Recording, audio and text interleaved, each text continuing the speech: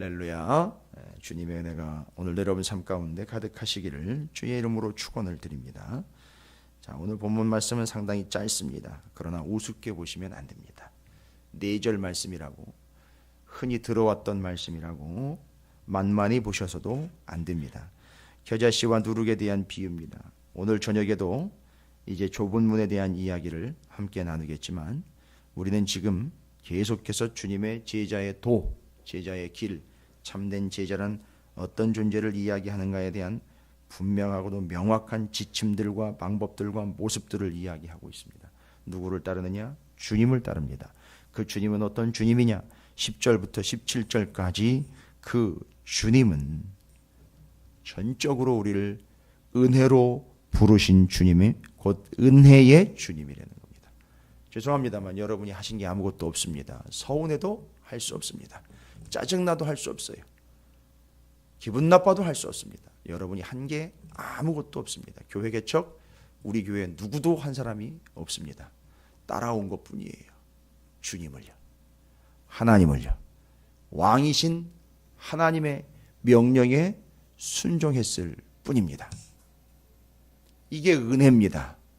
18년 동안이나 꼬부러져 가지고 그걸 피지 못했던, 참된 안식을 누리지 못했던 한 여인이, 귀신이 들린 채로 똘똘 말린 삶을 살았던 그 여인이 테이프가 말려 있는 것처럼 그렇게 말린 삶보다도 더 쪼그라들고 찌그러들었던 그 삶이 주님이 직접 보시고 부르시고 펴주셔서 그가 어떻게 했다라는 근거 없이 그냥 부르신 것 때문에 그 은혜로 그가 구원을 얻었다라는 사실 절대 잊으시면 안 됩니다. 하나님의, 주님의 전적인 은혜입니다.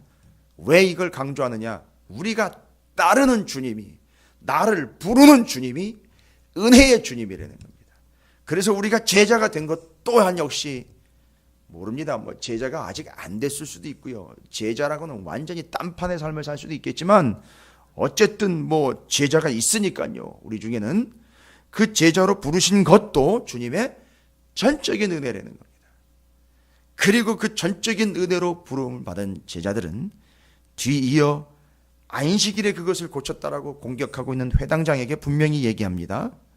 그것을 내가 풀어서 끌고 가서 직접 물을 먹여주므로 그동안의 18년 동안 전혀 단 한 시간도 안식을 누리지 못했던 그 여인을 평화와 안식을 누리게 했던 것처럼 우리는 바로 그 주님을 따르면서 진정한 평화와 안식을 누리는 주님의 제자가 된다라는 사실입니다.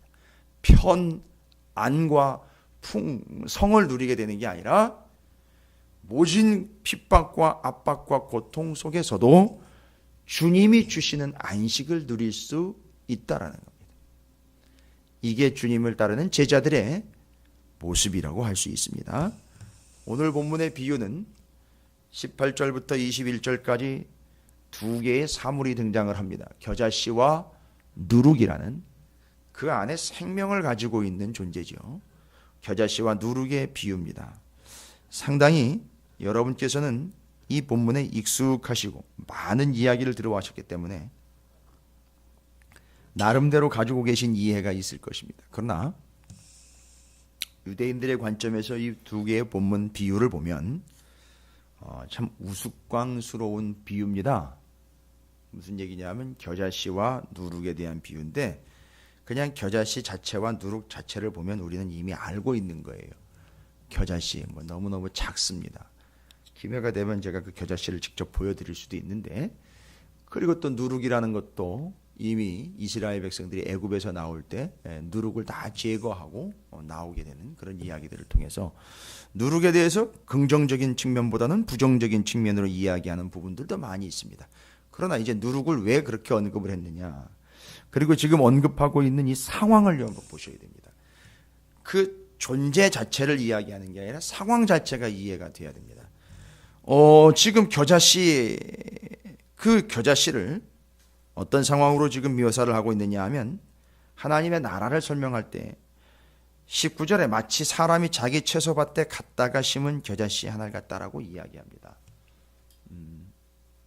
겨자씨는 따로 갖다 심지 않습니다. 따로 갖다 심을 필요가 없습니다. 저는 이것을 성경시대의 배경으로 설명을 드리는 겁니다.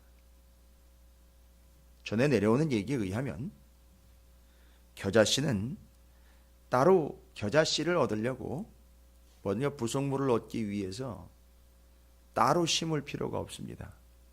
이 당시 겨자는 나가보면 널려 있습니다. 그 들판이나 길거리 널려 있습니다. 여러분, 때가 되면 피는 유채꽃이나 때가 되면 피는 진달래꽃과 같이 우리나라에도 그런 사물들이 좀 있습니다. 그런데 바로 성경시대의 바로 성서시대의 이 당시 유대 땅, 바로 여기 이 겨자, 이거 풀입니다. 1년생 풀입니다. 나무가 아니라. 왜 그럼 자꾸 나무라고 그럽니까? 워낙에 그 나무들이 없잖아요, 그 동네에. 그래서 가지만 나고 잎이 나고 뭐 꽃까지 나니까 나무라고 표현을 해주는 겁니다. 여러분, 놋바다라는 이야기 들어보셨죠? 놋바다. 놋바다. 또 갑자기 무슨 얘기인가?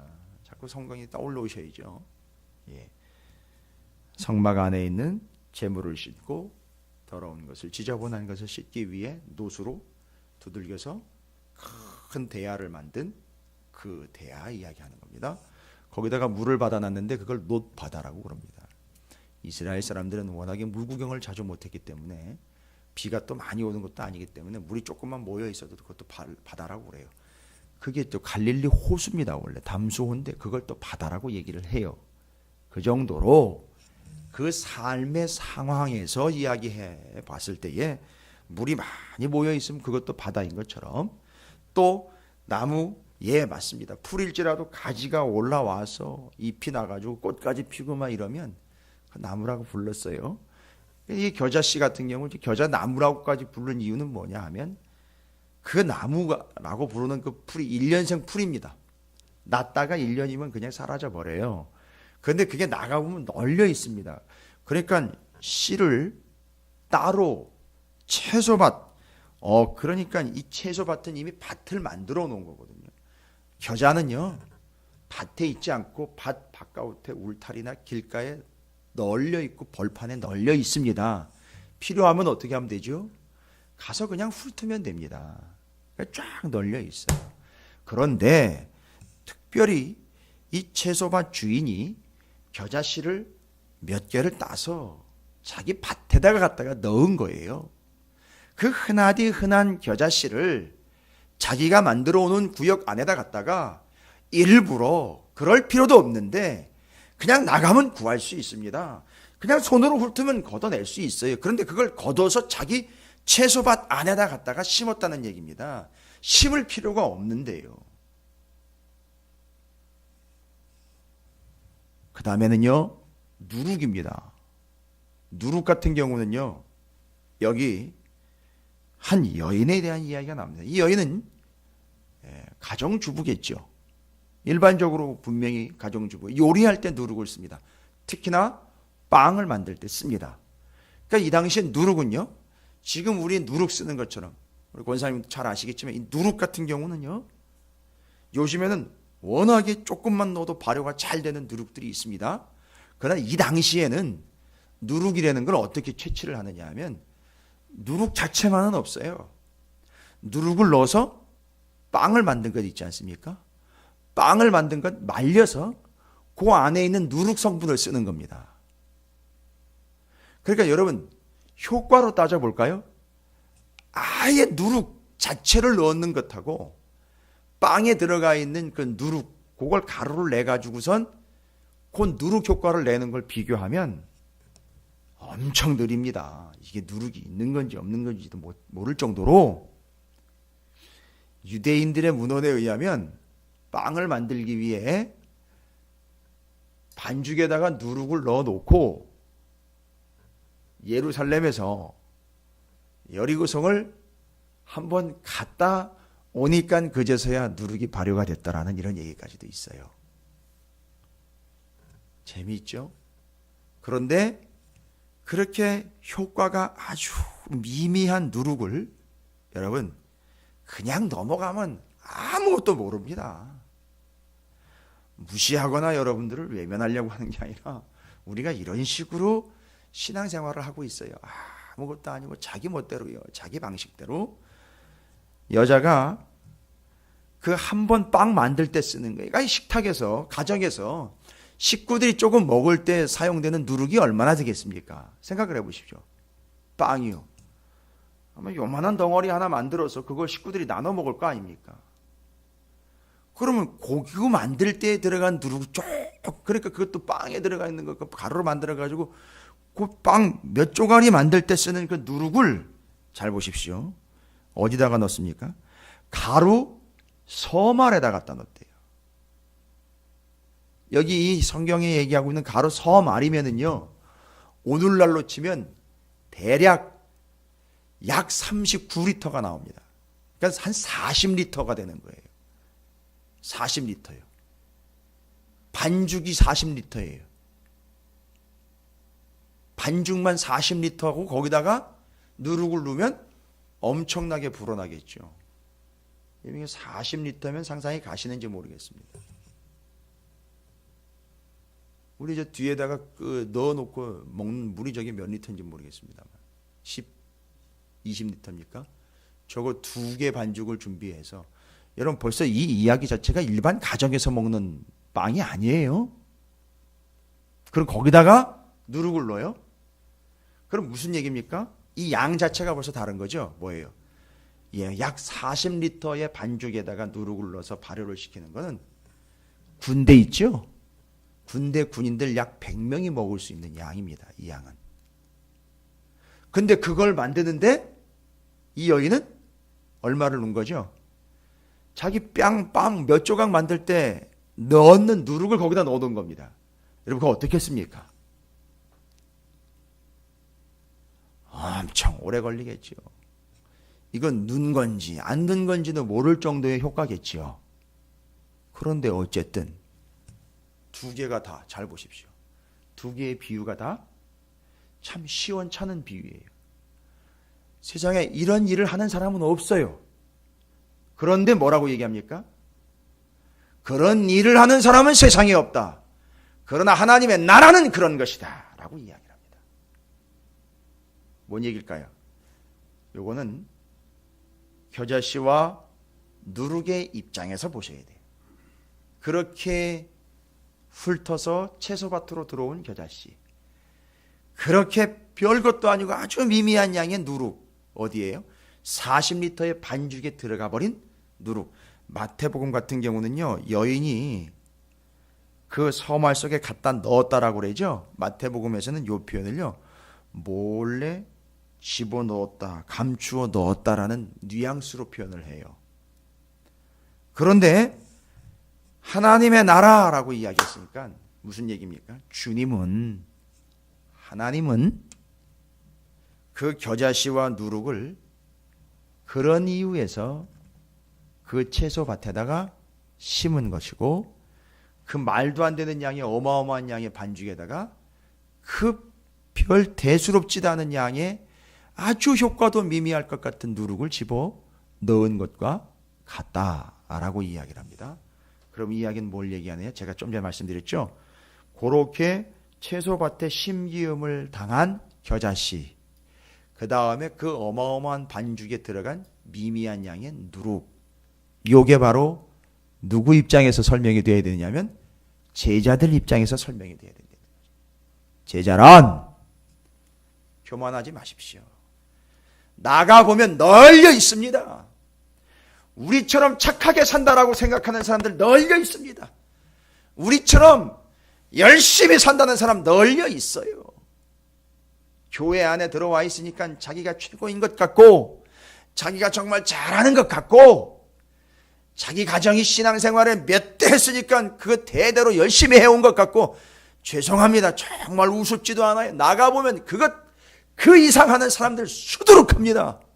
그런데요, 주님은 그 흔한 것들 중에, 그냥 가다가 채일 수 있는 것들 중에 쑥 훑어서 주님의 나라에다가 심어주신 거예요. 그게 겨자씨입니다. 그게 나라고요.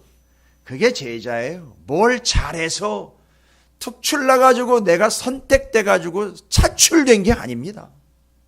그게 하나님 나라입니다. 이런 의식이 없으면 교회일지라도 거기는 세상과 별반 다를 바 없습니다. 그래서 세상이 교회를 욕할 때 하는 얘기가 믿는 것들이나 안 믿는 것들이나 자꾸 이야기하는 게 그 얘기입니다. 니들밖에 없는 줄 아느냐? 나가봐라. 널려있는 게 겨자씨다. 이렇게 얘기 나오는 거 맞는 얘기예요. 그런데 하나님의 나라는 그 흔하디 흔하고 그냥 가서 발에 채일 정도인 그들을 하나님께서 주님께서 선택을 해서 일부러 갖다 심었다는 거예요. 어떻게 하라고요? 그 안에서 자라나라고요. 자라나고 여러 새들이 나중엔 깃들 수 있는 존재가 되라고요. 그게 제자라는 거예요. 누르군요. 그 조그마한 것, 별것도 아닌 거예요. 대수롭지도 않은 거, 그게 효과도 없어요. 밖에서는 그런 거 쓰지도 않습니다. 그 정도 양은 선택도 안 돼요. 그런데 주님은 그걸 선택했어요. 시간이 오래 걸릴 한이 있더라도 갖다 집어넣은 거예요. 뭐 하라고요? 네가 좀 시간이 오래 걸리더라도 네가 좀 너가 변화되는 게 아니라 좀 주변에 있는 반죽들을 변화시켜서 부풀 수 있도록 좀 해라. 이게 누룩의 비유입니다. 그게 제자예요. 여러분, 우리 그렇게 부름받은 존재입니다. 왜 연결되는지 아시겠죠? 앞에요. 18년 동안 잔뜩 꼬부러져가지고 귀신한테 잔뜩 잡혀가지고선 1시간도 단 10분도 1분 1초도 펴지 못했던 그 여인을 전적 은혜로 펴셔서 부르신 것처럼 우리가 그렇게 부름받은 거예요. 우리한테는 근거가 없습니다. 주님의 전적인 근거로 주님이 그래도 우리를 교회 안에다 갖다 심어 놓으신 거고요. 교회 안에다 갖다 이렇게 집어넣으신 거예요. 우리 교회가요, 이 세상에 그렇게 심겨진 존재고요. 그렇게 누룩 안에다가 박아놓은 것 같은 그런, 죄송합니다. 반죽 안에다가 박아놓은 것 같은 그런 누룩이라는 거예요. 세상에 교회보다 더 특출난 공동체 널려 있습니다. 더 똑똑한 사람들 많이 모여서 더 화합 잘 되고 더 기능성 있는 공동체들 많습니다. 그런데 우리를 교회로 그 겨자씨처럼 누룩처럼 불렀다는 거예요. 죄송합니다만 별거 아닙니다. 하나로 보여드릴게요. 오늘 저녁에 제가 좀 보여드릴게요. 마음 같아서는 그 겨자씨가 한 5-6개씩 좀 이렇게 담아가지고 하나씩 나눠드리고 싶은데 오늘 저녁에 오신 분들한테 좀 제발 좀 잊지 말라고. 당신이 그런 존재이시다. 좀 잊지 말라고. 누룩은 제가 뭐 구할 길이 없어. 옛날 누룩처럼 그렇게 할 수는 없지만 그런 존재이시다. 그렇게 심겨지고 그렇게 넣어진 존재입니다. 그렇게 별것 아닌 거고요. 그렇게 약한 존재인데 주님은 우리를 그렇게 심어주신 거예요. 그게 제자입니다. 그러면은요, 시간이 좀 걸려도 좀 조용히 좀 기다리면서 자라가야 될 건 아니겠습니까? 좀 미미하고 변화가 없더라도 좀 여리고성까지라도 좀 갔다 오는 한이 있더라도 좀 시간 갖고 여유 있게 좀 기다려야 될 거 아닙니까? 시간 걸릴 일이죠. 근데 참 재미있는 사실은 두 가지 특징이 겨자씨와 누룩을 통해서 이야기됩니다. 제자는 그렇게 부름받았지요. 여러분, 그건 왜 부르셨을까요? 겨자씨는요, 심어놨다는 거예요. 심었다는 건 자라야 된다는 거예요. 반죽에다가 누구를 넣었다는 얘기는요, 제발 좀 혼자만 하지 말고 주변을 좀 변화시키는 게 누룩 아닙니까? 그게 교회고 제자가 돼야 된다는 건 아닙니까? 아주 짧은데요, 네가 제자냐? 이런 얘기인 거예요. 너희들을 그렇게 내가 불렀는데 그거 맞아? 지금 이렇게 일침을 가하고 있는 겁니다. 여러분, 바로 그 주님 안에서 자라가시고요. 시간이 걸려도요.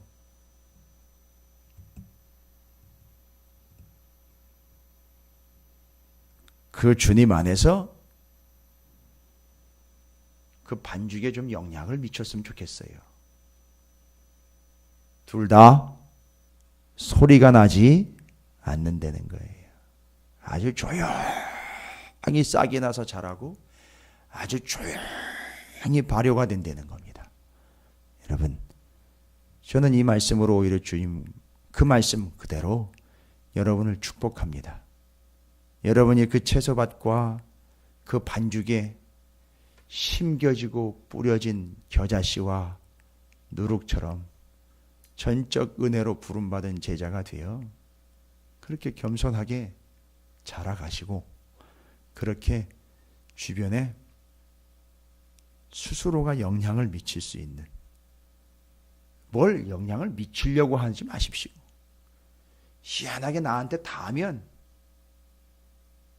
그 반죽이 발효가 되는 것처럼 여러분이 그런 존재가 되셔서 주님의 참된 제자의 도를 이루어 가시기를 주님의 이름으로 축원을 드립니다. 오늘 저녁에는 좁은 문이 왜 좁은 문인지에 대해서 함께 나누며 역시 제자의 길을 또 묵상해 보도록 하겠습니다. 주님이 여러분을 제자로 그렇게 부르셨습니다. 겨자씨로 심으셨고 누룩으로 넣으셨습니다. 잊지 마시고 그 존재의 가치를, 제자된 도리를 감당하시게 되시기를 다시 한번 주님의 이름으로 축복합니다.